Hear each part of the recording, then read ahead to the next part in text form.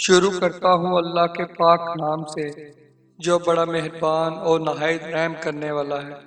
اللہ تعالیٰ نے اس کائنات کی حفاظت کے لیے ہر بیماری کا علاج پہلے سے ہی قرآن پاک میں نافذ کر رکھا ہے تاکہ انسان بڑی سے بڑی خطرناک بیماری سے بچ سکے۔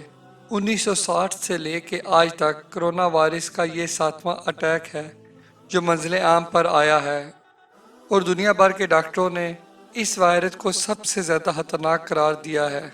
اس وائرس میں یہ علامتیں ظاہر ہوتی ہیں: سر درد، کھانسی، ناک بہنا، گلے میں خراش، بخار، سانس لینے میں دشواری، بار بار چھینک آنا، ہاضمے کا بگڑنا، نمونیا یا پھیپھڑوں میں سوجن ہو جانا۔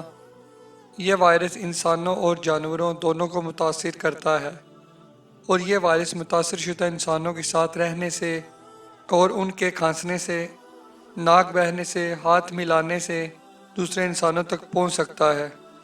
جو انسان یہ چاہتا ہے اس کو اور اس کے گھر والوں کو اللہ اس وائرس سے اپنی پناہ میں رکھے تو وہ صبح اٹھنے کے بعد کچھ دیر لمبی سانس لیں، اپنی سانس 10 سیکنڈ تک روک لیں، اور یہ عمل دن میں 2 سے 3 مرتبہ کرتے رہیں، کیونکہ یہ وائرس 14 دن تک ظاہر نہیں ہوتا، اور اس بیماری کی سب سے خطرناک چیز ہے کہ یہ خون کو جما دیتی ہے، اور 14 دن کے بعد وہ بہت بڑھ جاتا ہے۔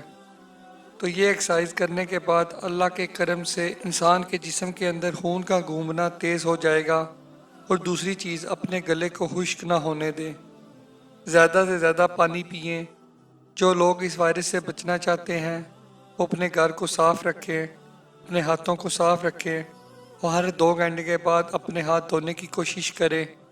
اپنے ناک اور آنکھوں کو ہاتھ نہ لگائیں، اور دوپہر کے کھانے میں کچی پیاز کھایا کریں۔ اللہ کے کرم سے جیسے جیسے گرمی بڑھتی جائے گی اس وائرس کا اختتام خود بخود ہو جائے گا۔ امام علی رضی اللہ تعالیٰ عنہ نے فرمایا، جب کوئی ایسی وبا پھیلے جو انسان کی زندگی کے لیے نقصان دہ ہو تو انسان کو چاہیے کہ جب بھی کوئی چیز کھائے اس پہ یا شافی ہو یا اللہ دم کر کے کھایا کرے۔